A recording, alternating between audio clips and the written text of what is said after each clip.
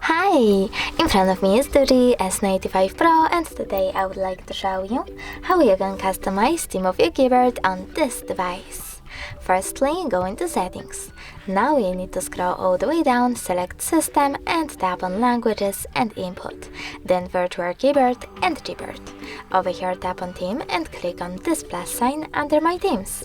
Now finally you can select the photo that you wish to apply, pinch it to scale and drag it to move. When you're ready, select Next, adjust the brightness by swiping left or right and finally choose Done.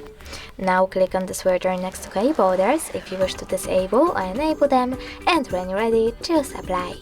So now when I go back, I can see the theme of my keyboard was successfully customized.